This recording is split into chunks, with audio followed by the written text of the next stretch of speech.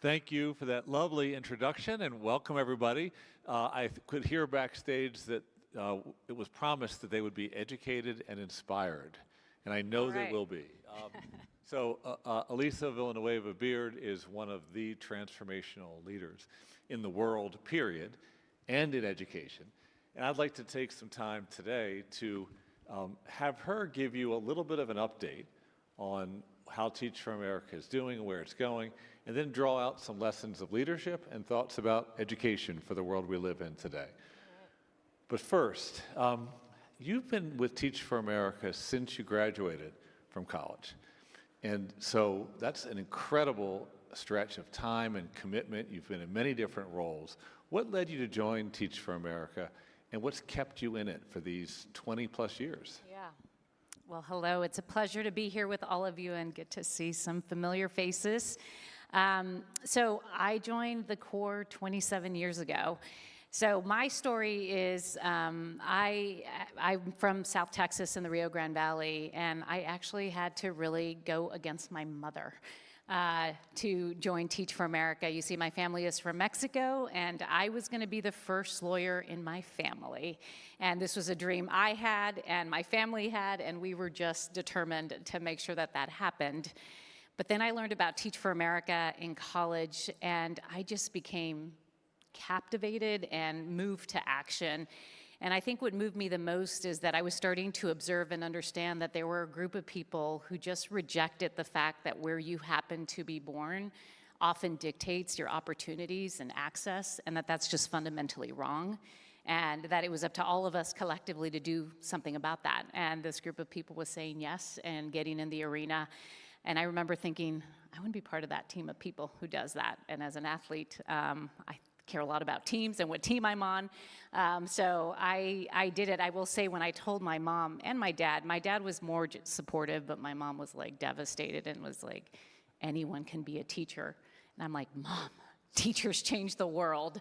And I want to be part of that. And so when I started to teach, it really changed my life. I grew up in communities where we placed Corps members, but there was something about being the teacher and being in charge of setting the conditions for all kids to learn and seeing how incredible our kids are, which we all intellectually know when you go into teaching, that's what you believe. But to see that my kids would rise to the occasion over and over again when I held them to high expectations, when I loved on them, when I supported them. And I just saw this pattern and have now seen this pattern for 27 years, which taught me we can do something about this, because it's not that the kids can't do it, it's that they're part of a system that isn't allowing them to meet their full potential. And I've stuck with it because while I know this problem of ensuring all kids have an excellent education is complex, it's nuanced, it's deeply challenging, and there's a lot of interventions that are needed, it's near impossible to do it without excellent talent and leadership. And that's the contribution that TFA makes. And we're in the business of having impact by bringing incredible leaders who go all in for kids, who teach in urban and rural America for at least 2 years, but really it turns into a lifelong commitment of, contributing in some way. And so that's kept me around. And to incredible effect and impact. I've been involved with Teach for America since I was a Georgetown professor. And in 2002, one of my best students, whose name was Joanna Belcher, decided to join Teach for America. I wrote a letter of recommendation for her. The next year, 2 students did. And then it took off. And we were sending dozens and dozens of students per year. I taught a lot of them, and then I went to Franklin and Marshall College. Same thing. We became the top feeder of small colleges.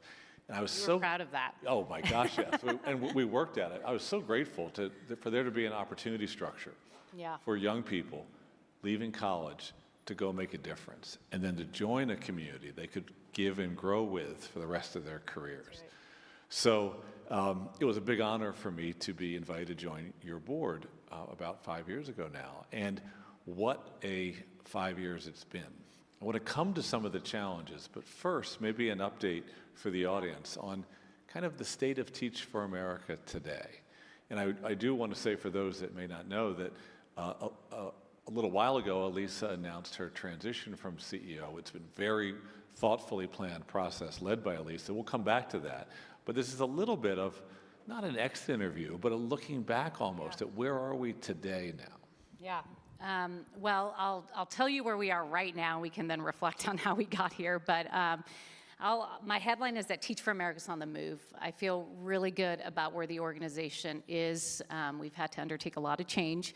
But the thing I will start with is we're anchored in a big 2030 goal, and we have been anchored there for the last 5 years. And essentially, this goal is to work alongside many others to double the number of students who are making educational outcomes in critical areas that put them on a pathway to economic mobility. So this is things like early literacy and math, 8th grade math, college and career readiness indicators. And we have set these goals by community, working alongside many others. So we're working very differently, and we're very clear on our contribution, which is to be a strategic talent partner to those in the communities where we work. And for us, the way we contribute to that is through our core members, our teachers, our Ignite Tutoring Fellows, and our alumni. And so on the core side, we are on a growth trajectory. We've grown the core by almost 50% over the last 3 years and are having a very good season this year too. Over 50% of our core are people of color, 45% are first-generation college graduates, about 40% are teaching in STEM classes, 20% in special ed classes, and about 10% of our core now are what we call second-generation core members, meaning they themselves are taught by core members and have joined us, which I find the most affirming in our work, this cycle that's happening. And I want to draw a point here for a second. Yeah. We're being live webcast, so there's millions of people watching us, hopefully many future candidates for Teach for America, but also your team is probably watching. And so a shout out to the whole team for all the things, but Whitney Petersmeyer has led the recruitment effort. And that's really been a testament to her ability to mobilize the whole TFA community to go out and recruit well. Yes, she has been leading the last few years that have gotten us on a great trajectory alongside Darren and many others, incredible folks who have all come together around the mission and ensuring that we can get where we need to go.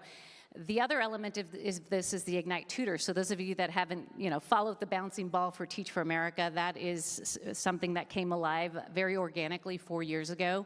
In the middle of COVID, our executive director in Phoenix, Katie Tennyson-Houghton, was listening and said, hey, have we considered doing tutoring using our undergraduate infrastructure, because we're recruiting for core members, for teachers, to think about becoming tutors in early literacy and middle school math, which is connected to our 2030 goals.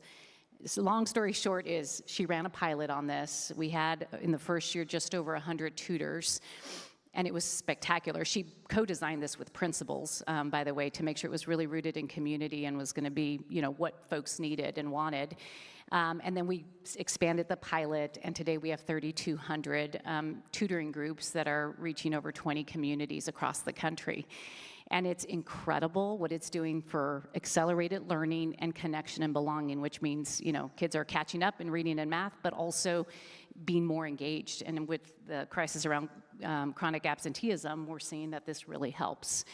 It's also creating a pathway into the core, which is really exciting because we had for many years been trying to figure out what are early engagement strategies that are authentic and really pull people towards the mission in a way that really gets them to consider this seriously, and the tutoring is doing that for us. So this year in our core, 7% of the incoming core members did the Ignite program.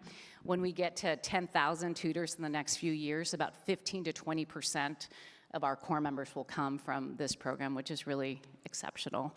And then... Hold on that. Yeah. I want to punctuate that for a second. So we all know Teach for America as the opportunity for students and others, but recent graduates coming out of college, especially veterans, others, but mainly people coming out of college.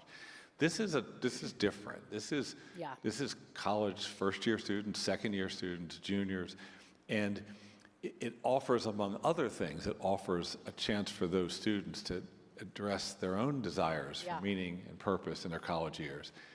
And it aligns well with what the teachers and the school systems are doing, which most tutoring programs have struggled with over the years. Tutoring programs come in and they're in there, then they leave, but how do they fit within the whole structure? So as you saw, what Katie came up with had so much potential. It did take a bold leap to be willing to grow it so significantly. Yes. And what went into that decision? So, at first, I will admit, when Katie brought this up, I was like, why would we do tutoring?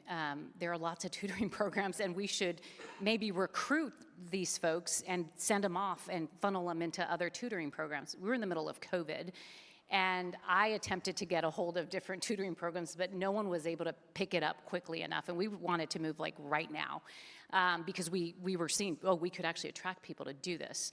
And so the reason I thought this is a good idea is because it fully aligned with our core capabilities as an organization, which is finding exceptional talent, matching that talent, and developing that talent. That's what we do in the core.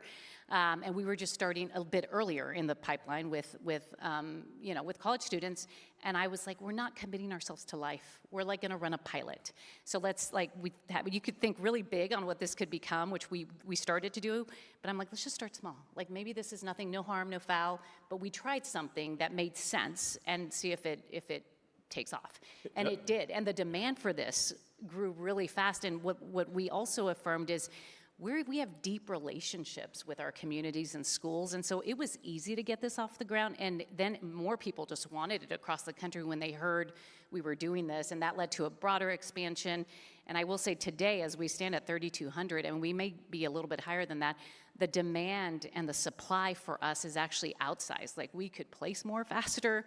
We're being very diligent about how we scale. We have certain principles that have to be met in order to do this and do this well, and having a really high bar for effectiveness. But it taught us like there's different ways for us to apply our capabilities that are fully aligned with being a strategic talent partner to our communities. And there's a lot of innovators in the room, and this was a case of the CEO saying, let's try it, but then it costs money, and we didn't have a budget for this yet. You basically made the investment from reserves to say, let's try, let's grow this. And now we're starting to see also that there's people investing in the program. Yeah, well, the first year I will say the governor of Arizona invested $500,000 to get off the ground, but after that, so for us to be able to move as fast as we wanted, we used additional investments that we just said are worth trying to see if this is worth doing. So it's taken off like fire. It has. So you were going to talk about one more thing, I think. Our alumni, who are, incredible, are gold, and are doing so many remarkable things across the country. They're teachers, they're principals, they're school leaders, they're social entrepreneurs, they're elected officials. We have members of Congress, we have a governor, we have mayors, we have, elected school board members. Folks really work. How many now? How many elected officials? How many alumni? Over 65,000 alumni across the country, which is remarkable. Yeah. I was talking to Liz Weiland from Hechinger Report last night, the editor-in-chief, and she said, do you know that TFA alums are a very clear pathway into my team? And literally has hired multiple alums and able to just give these testimonies about how people bring their incredible teaching experience and want to be able to share the truth and the hope of what they learn and be able to, win the hearts and minds of Americans to get involved and understand that this problem is solvable and there are real challenges that we've got to take on together. And one of the things that you've done is to help us think with greater intentionality, region by region, about how to activate our alumni, which means that the regional directors' role has evolved too, to be, I'm not sure what you call it, a resource person, a catalyzer, energizer, activator. And what are you learning about alumni desire to stay involved in education? Well, that there's a huge opportunity for us to do better and more on this front. Our alumni want to contribute, and we have folks, again, working from every angle of the system, and we've got to do more to ensure that we give opportunities. So on the local level, we have our executive directors and their teams working to ensure that, community is, there's opportunities to connect. I was just in LA, and we brought people together that are in the private sector and alums. And so to listen to how they're still connecting, ways they want to help was just so powerful that there's a role for everybody to contribute. And then more at the national level, we've been doing more to create value. So I often get phone calls from governors and, you know, many others who are looking for superintendents, who are looking for next superintendents, commissioners, you know, chief level folks for their organizations. And before it was very organic. We put together lists, and now we actually have a list of folks where they're able to opt in to say, hey, if these opportunities come up, I want to be on your list so that you are sharing that and we can support people through that. We're working to build a world-class career center so folks can get supported, coached, have great opportunities to, you know, consider as they're making career moves, et cetera. So we're really working to build this up, and we have our 35th big anniversary coming up next October, where we're working to bring partners and our alums together. And you've picked the place where that's happening, but I don't know if we've announced it yet. I don't think we've announced it formally, but I guess we're announcing it right now, Niloy. It's October 1st and 2nd, 2nd and 3rd, 2026 in Las Vegas. Come join us. Fantastic. Yeah. Now, you can submit questions. We're not going to go there yet, but please keep that in mind through the South by Southwest EDU Go app. And good job. Yes, there's a question here from Anonymous, which is about 27 years of leadership, a lesson you've learned the hard way. Now, I want to adapt the question. Okay. Because the last 5 years, you know, starting, let's just say for the moment, March of 2020, things have been really hard. So many challenges. And would you be willing to really sort of let down your hair a little bit and talk about, say, 3 of the bigger challenges that you as CEO, we as Teach for America community needed to address, and how you did it and what you learned? Just maybe take, like, I don't know if 3 is the right number, but pick a couple, because there are some big ones that we've all faced together. I would say the 3 biggest moments that come most top of mind are COVID and dealing with that situational challenge. Also managing the George Floyd murder and what that did to our community. And then I would say winning the hearts and minds of this generation. Yeah. All right, so let's take it one at a time. COVID, you couldn't have planned for that. That was immediate adaptive leadership. Yeah. What do you take away from, what did we do, but as you look back, what did you learn? Yeah, so with COVID, the big thing we had to do was figure out if we were able to field a core. Because what we soon realized, and for those of you that understand the TFA model, you know we do our training by taking over summer schools, and our teachers actually teach summer school. They learn by doing, and we run, some people call it a boot camp for shorthand, where, you know, just a lot of learning very quickly, and then we obviously support them once again to the classroom, but this is a big part of our model, and that was not available to us. So we first had to call principals and superintendents and commissioners and say, will you all hire our people, and you should make the assumption that our teachers are never going to meet a student before they start teaching, because that's not going to be available to us. They all said yes, which I think they had the foresight to think mostly 22-year-olds in this context might be a good idea. I don't know. But what it meant for us is we had to redo our entire curriculum in 10 weeks and then execute it 4 weeks after that. And that's what we did. I mean, we just put our best people on it, and it became an organizational priority. And what I learned was, I mean, we got through it and actually did quite well. I mean, our results were actually were good and better than even the year before in terms of how core members felt in their training. And what I learned from it, you know, that saying of like, don't ever let a good crisis go to waste. For us, it was the beginning of modernizing and digitizing our training and support model that we have then now built on to have, you know, a more personalized approach to all of that, and has really helped us in supporting our teachers. And today have an ecosystem of supports. We do run a summer school. Our teachers do teach during the summer, but they have an asynchronous and synchronous experience. So able to take advantage of all the evidence base and research that we offer all core members and supports, but also hyper-local and getting the supports they need locally as well. And, you know, so you're the CEO of an organization that has employees all over the country with very different COVID experiences, very different risk appetites, different understandings of what is appropriate for bringing people together in person. How did you manage leading a community where inevitably there were so many different schools of thought about being in person for learning? Yeah. Well, at that point, we didn't have a choice, right? So it was like, it didn't matter what anyone thought. We had to train our teachers the way we had to train them. And mostly the way I answer that question after, school started, as we know that fall, some schools went back, others waited a whole other year, 18 months to go. And for us, we just listen to the communities. We're just like, we are accountable to communities. We're really letting our folks who are on the ground lead and guide us into what we do. Because as you know, we're in urban, rural America, many different interests and needs and priorities, and that's how we try to make decisions. So at the same time, you're adapting on the fly on behalf of children and students. The country is convulsed after the killing of George Floyd and Breonna Taylor and Ahmaud Arbery. So as you reflect back on that, of course, it played out in powerful and intense ways within the organization. So again, what did you do and what did you learn? Yeah.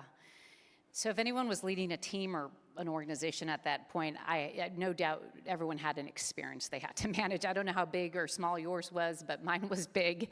And, for us as an organization, we've always had a commitment to ensuring we create a culture and a community that is inclusive, one that is centered in belonging and access and opportunity for all, that no matter your background, you're gonna thrive, and that's our commitment and aspiration that we are working toward. And at this point in time, 30 years in, the organization, the core is mostly, coming from Black, Indigenous, people of color, majority, as well as the staff in our senior team. So that's the context. And what started to happen is we had individuals and groups, subgroups, who started to tell their testimonies, their stories of how disappointed, outraged, upset they were about their own experiences, where they felt like Teach for America fell short of the commitments, from core members to current and former staff. And it was a big thing that, just created a community to sort of process this. And it was extremely difficult. I will say the toughest professional experience of my career, and hopefully it's the toughest and I don't have anything else like that in the future.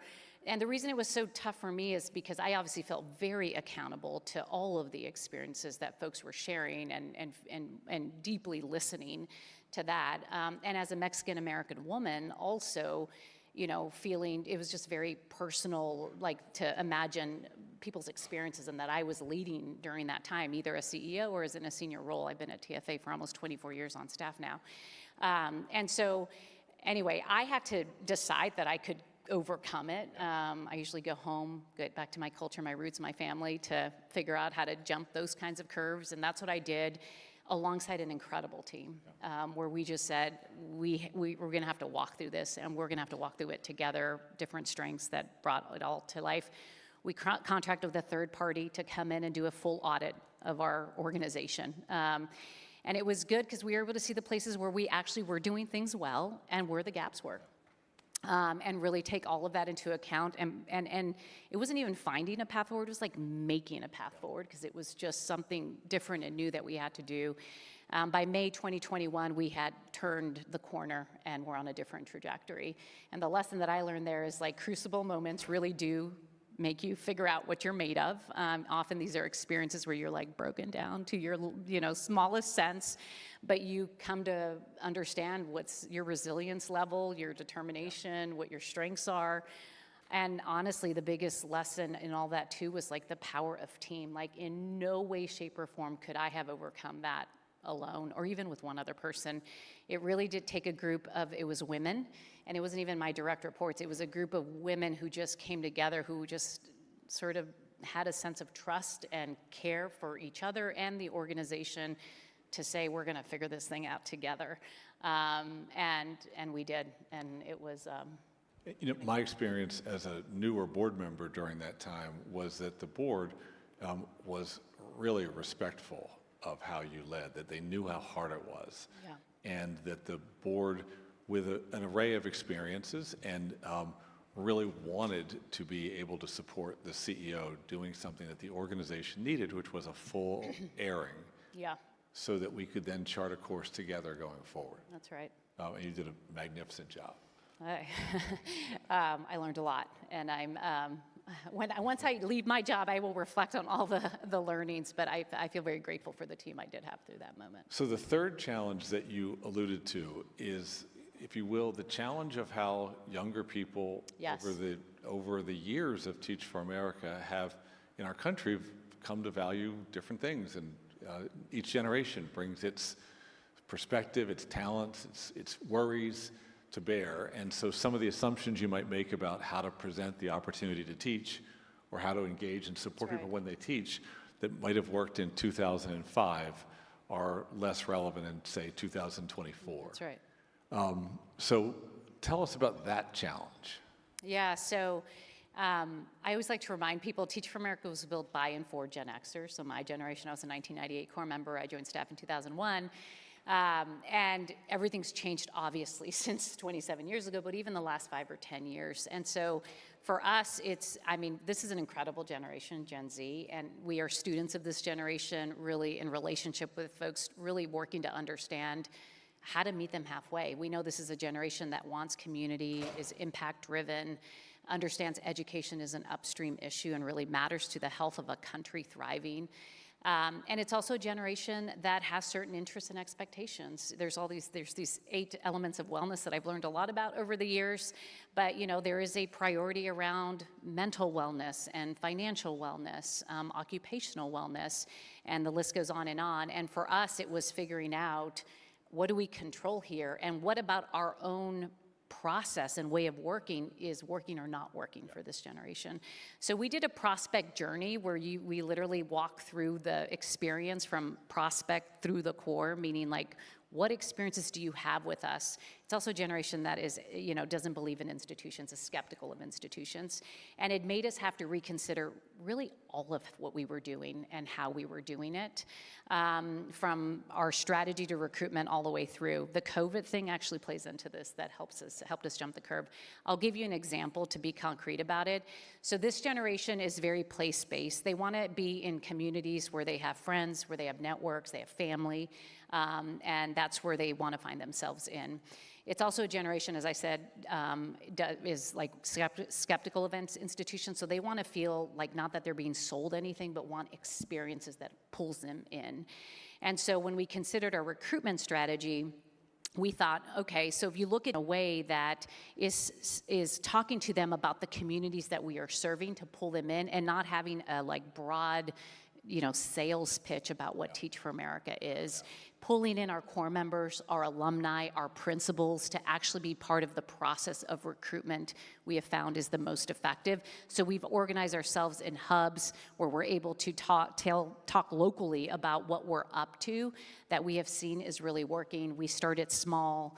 It worked. We saw huge growth in places where we tried this and now have scaled that. So that's like one example, but have looked at business processes that have lots of uncertainty in them that doesn't help with anxiety and folks being worried about their mental wellness, in order to just make it a smoother, more certain process and giving them more really autonomy as they go through it. And that required, philosophical change. So some of the Correct. things that made us successful in a different generation would have held us back. That's right. This time. And some of you probably may know this, but Teach for America is sending new teachers all around the country, so the superintendents are counting on a certain volume of new teachers. And across the country, there's a teacher shortage, and so there's really this great need.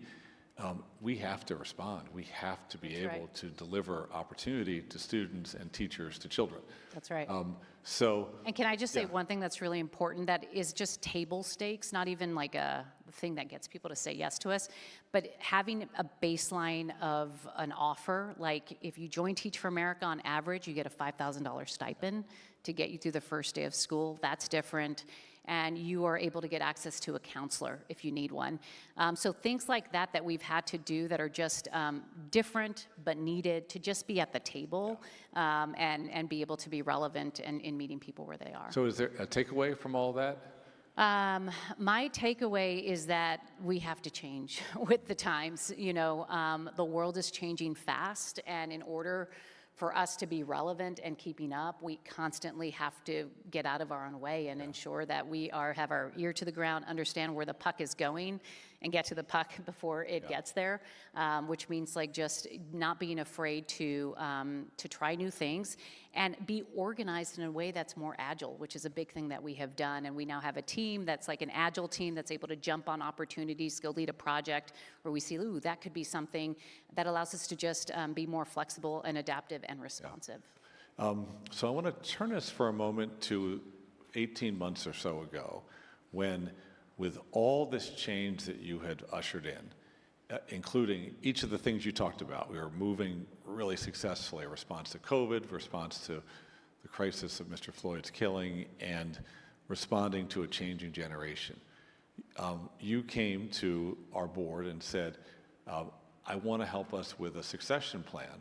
I can't do this as the only place I work for my entire career.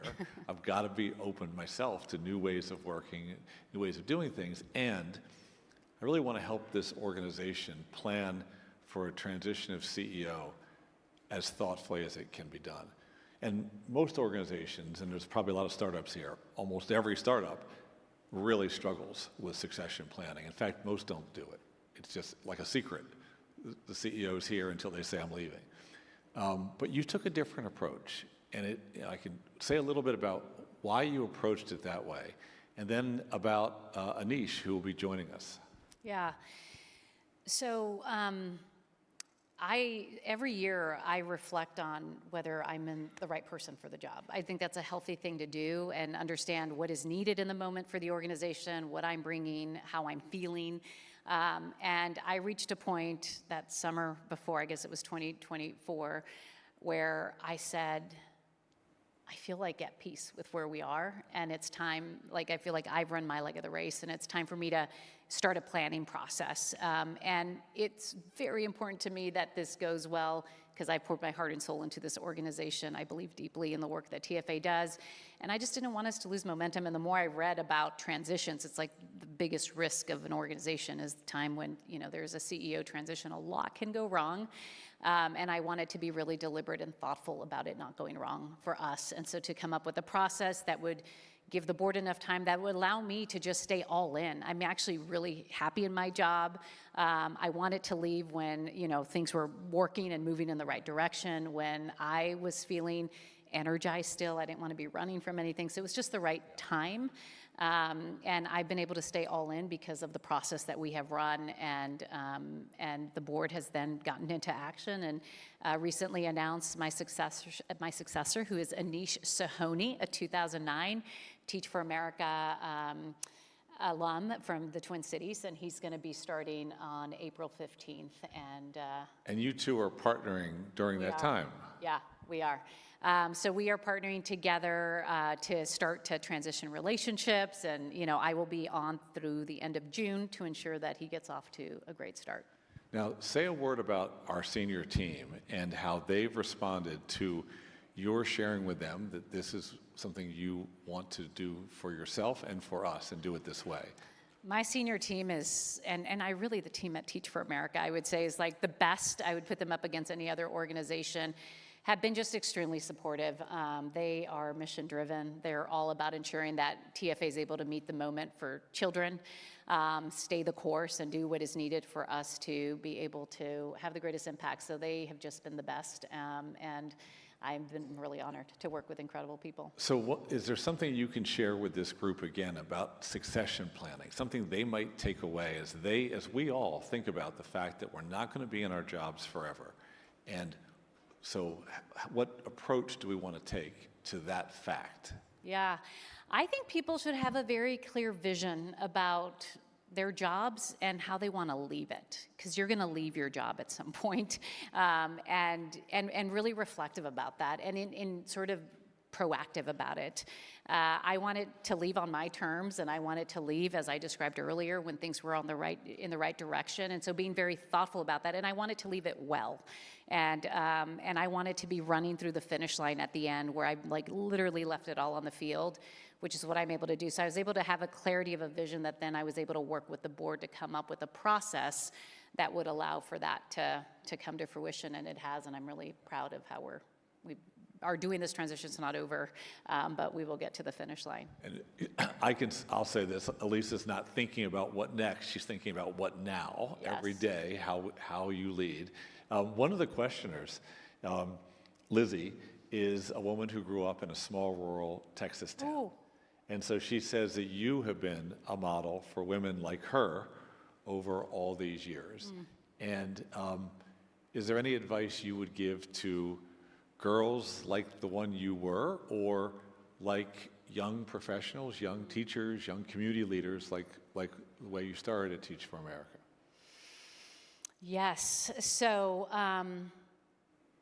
say yes to those jobs where you're like, I don't think I'm ready to do that.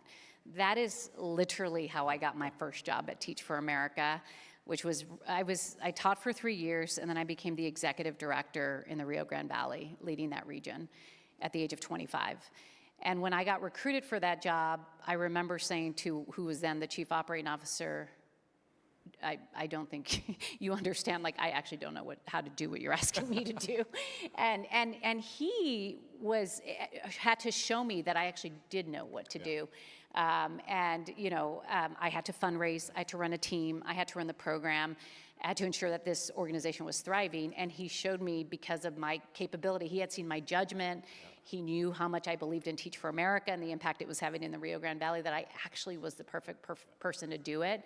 I am, goal-driven, and so I set a big fundraising goal, and I was able to, crash that big time my first year, and that led to the Rio Grande Valley being the first $1 million region. So I actually found my way, and then that led to my chief operating officer job, which I was not looking for either. But again, Jerry and Wendy came to me and said, we want you to run the field, here's why. And I was like, I don't know if I'm ready for that job, because I'm running my team to then managing the whole field in the organization, which was 22 sites at the time. Anyway, I ended up saying yes, and the point is that I rose to the occasion every single time. I don't pretend to know what I don't know. I do trust myself. I trust myself. I've learned how to cut through the noise and really trust what I believe, how to bring my full self to the table, which I think has been a process, but women have to, and especially women of color, need to find how to do that. That's actually the special contribution you make. We need more women. We need more women of color who are able to bring your judgment and your instincts and your experiences to the table, and then you thrive. And in that process, getting real sponsors around you, people who really believe in you and want to invest in you. And I'm really grateful for all the sponsors I have had over time who have poured into me. And I think the most important advice is thrive at what you're doing, really make it happen. And for me, at least, you get noticed when you're setting a different path and pioneering a way forward. Whew, thank you. Yeah. Wow. Let's look forward a little bit. As you look at the landscape of education today, what do you see as a couple of the bigger issues that you feel we as a country are going to have to grapple with intensively in the years to come? Well, first of all, what I will say is our mindset really matters a lot in this moment. My first executive job, I read the book Good to Great by Jim Collins. I don't know if we have any Jim Collins fans in the house. But one of his insights in that book was the Stockdale paradox, which really has resonated with me and I have used as a framework over time, which is essentially that great leaders and great organizations are able to approach challenges with two equal framing ways of operating. Number one, being brutally honest about the truth and the facts, breaking it down to the simplest forms. And in many moments, this overwhelms people and gets people in despair. But you have to be really honest about what you're facing. And second part is you have to have equal parts unyielding faith and belief that you will overcome it. And that holding these two things together actually help you jump the curves and get to the other side. I believe we need that as educators in our work today. And I'm not talking about hokey hope or things like that, but in your gut and soul, you believe this is overcomable. For me, that comes from what I have learned and what's possible for kids. And so with that in mind, I will say that we talk a lot about the despair and the crisis and not enough about the hope and what to do. So to answer your question, what I would say is there is a lot of evidence and research and science, a lot of that's being discussed at this conference, that we have to actually really do, like be obsessed with. How do we, from like the top to the bottom, the policy, the resources, the investment that's coherent, like a real theory of change on how to drive things, which we can point to states that have done this. When we look at the NAEP results that just recently came out, we can look at states that have actually been doing this, and it's a long game. This stuff doesn't happen in 3 years or 5 years. It happens in a decade, 2 decades of just persisting and taking it on with diligence and just being really unyielding about it. And so I think that's what we have to be obsessed about, and also like making room for innovation. We're in a 21st century global society. It is safe to say that our schools, and I'm not talking about the teachers, I'm just talking about the system, is not educating kids to be prepared for a 21st century global society. It's just not. And so we have to be asking ourselves, how do we have to organize ourselves? What is the teacher role in this context? What is the role of technology in this? And start to really reconsider reimagining the teacher job, the schools, how we actually do this work. Let's play with both of those ideas. And a reminder, questions are welcome. So the question here about the role of the teacher, and the questioner, Ray, asks, what can we do to retain talent in teaching? He asks about urban schools, and another questioner asks about rural schools. So that is a great challenge. If you were the czar for a day, are there things you would do around teacher retention? Yes. So first of all, just to share some statistics, today, less than a third of teachers are highly satisfied in their jobs. That's a fact. Over 52% of teachers would not recommend teaching to a young person. And teachers today, over 50% have to work a second job to make ends meet. So I'm just sharing some of the facts so that we understand what we're contending with. So to me, the answer to that question is we really got to think big about all the things that need to change. And I know we all have different locus of controls, and given the roles that we have, the data is very clear that teachers stay in their jobs when there are a few conditions that exist.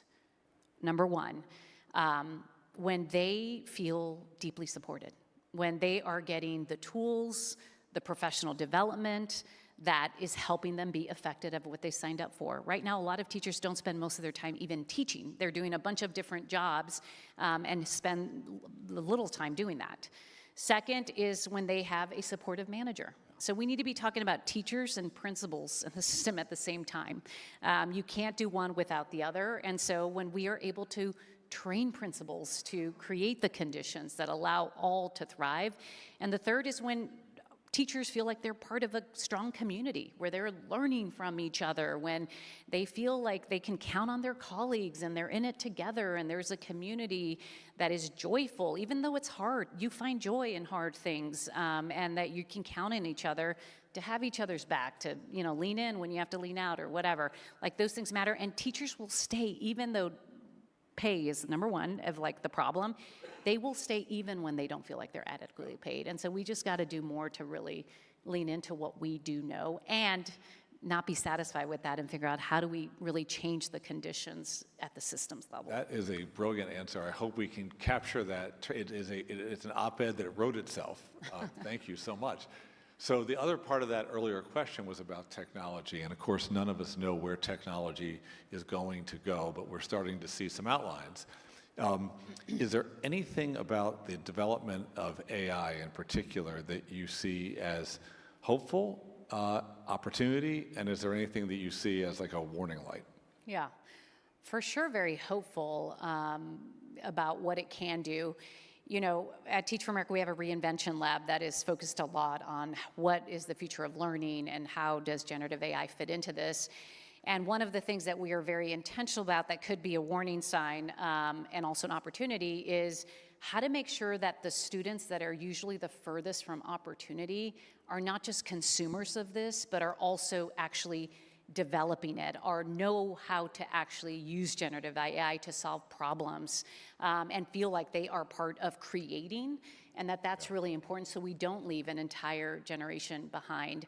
I think that AI is going to help us do a lot of things, and as we consider the teacher job and what should teachers really do that they're uniquely positioned to do, and how can AI, help accelerate learning, help with admin stuff that can happen right now. We're seeing that happen. That I think will be huge. I think the caution I have, and that we would say is, learning is a community experience and it's a human experience. And so we have to figure out, how do you maintain that? Because a sense of belonging and connection is part of learning. You have to feel safe and connected in order to be able to learn and understand that process. But there's different ways to learn and different expertise to put to work there. So you just defined the partner of AI, which is HI, or human intelligence. Yeah. Right. And that's what Teach for America is all about. That's right. So I want to go into a little bit of a lightning round as we await other questions. We didn't talk about this ahead of time. So in a future world, Elisa Villanueva Beard, I would ask you about a couple roles, and just on a scale of 1 to 10, could you see yourself doing them? So, and I'm happy to get Slido suggestions for roles. A 10 is a yes? Yes. Yeah, 0 is a no. Yeah, exactly. Okay. So coach of the Houston Rockets. Ooh, 7. You have a good coach right now. They have a very good Your coach. boys would love it. They do, yes. We are huge basketball people in my house, and I play basketball, collegiate basketball. Could you see yourself moving to become a leader or a CEO in a company? Yes, 10. Yep. Could you see yourself as a leader, let's say a Secretary of Education? 3. I'd like to have a referendum on that, actually. We were voting that to enter down. Maybe 1, I don't know. Could you see yourself back in the classroom? Later in life, yes. Yeah, 8. Yeah, 8. Yeah. How about a memoirist, the wit and wisdom of Elisa Villanueva Beard? 8.5. All right, there we go. One thing, of course, you've always been is a partner, a spouse, a mom. Yes. How does your family feel about this transition? So, I've been traveling for about the last 20 years of my career, as when I was our chief operating officer, and then in this role for the last 12. So I'm on the road every week, and I have 4 sons. One's about to be 17, 15, 13, and 10 years old. And so my kids have just sort of know this is my life. So when I told them, I thought they were going to be like, this is the best news ever. But instead, they literally look like this.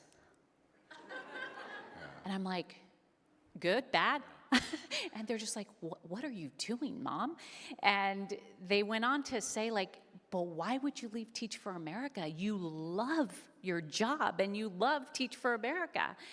And that was the biggest affirmation for me, because they played back for me. They were a mirror to how I really do feel, and that they thought it was sort of absurd that I would be leaving something that I love so much and care and just, I'm all in on. And that's exactly how I want to be leaving. So they are like, oh my gosh, are you going to volunteer in our schools? And are you going to, do those things? And I'm like, probably so. So I'm very excited about it. When we had a dinner to celebrate Elisa not too long ago at the Teach for America board. And Jeremy came and spoke, and your husband, it was a combination of tribute with a little bit of roast. But he read this beautiful letter that your dad had written you when you were graduating from college. When I was in my third month of teaching. In your 3rd month of teaching. Yeah. And your mom was there, but say a little bit about that letter, what your dad, and speaking for your mom, what they wanted for you at that moment. So ever since I was young, I was always the person that was like, we got to make this world a better place and a more just place. And my dad did call me a do-gooder a few times, and I know that's a negative term, right? But he was just like, is that what you're going to be? And I'm like, Dad, no. So we went through this process, and in my first year of teaching, my first few months, I got in trouble at school because I taught bilingual education, 1st grade, my first year. And I was so worked up about how incoherent our bilingual program was. So I was told that I had to teach my kids to be 60% proficient in English by the first year by the end of their first grade. And that it would they would ramp up from there. So I, of course, went and observed the second grade teacher and the third grade teacher and the fourth and fifth and realized oh my gosh, they're speaking only in Spanish in fifth grade.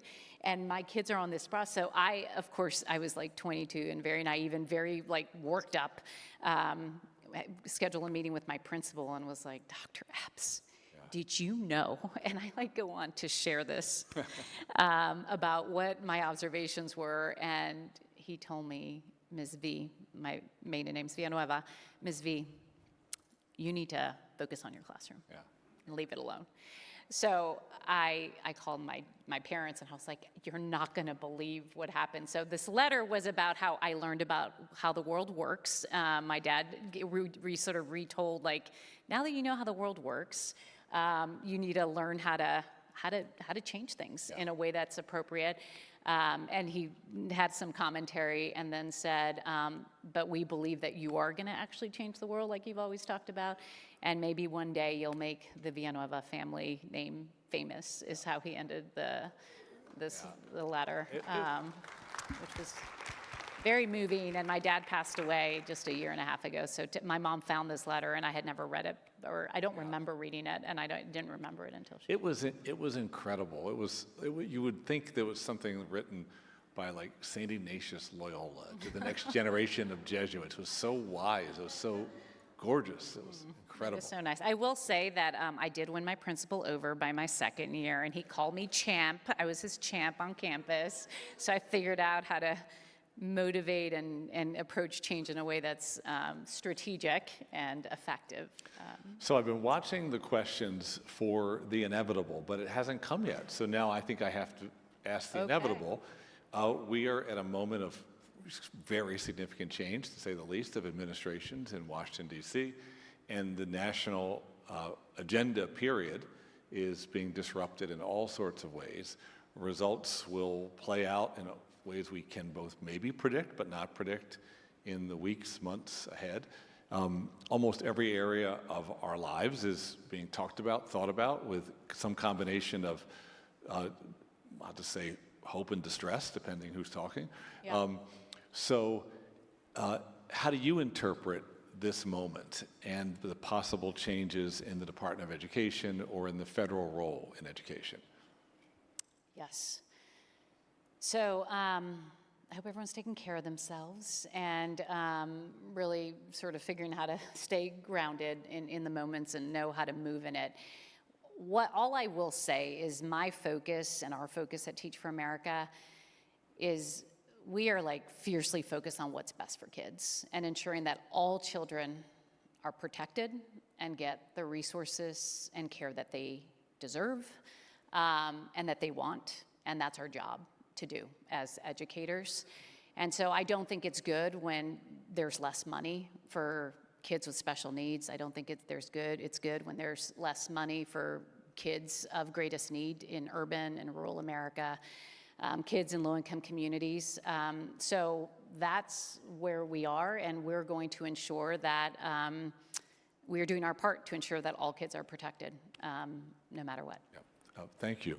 And it's almost as if in asking that question, the question then was manifested on the board, asked by Aaron Bass, who is a great Franklin and Marshall College graduate and KIPP principal. Aaron, thank you for that question.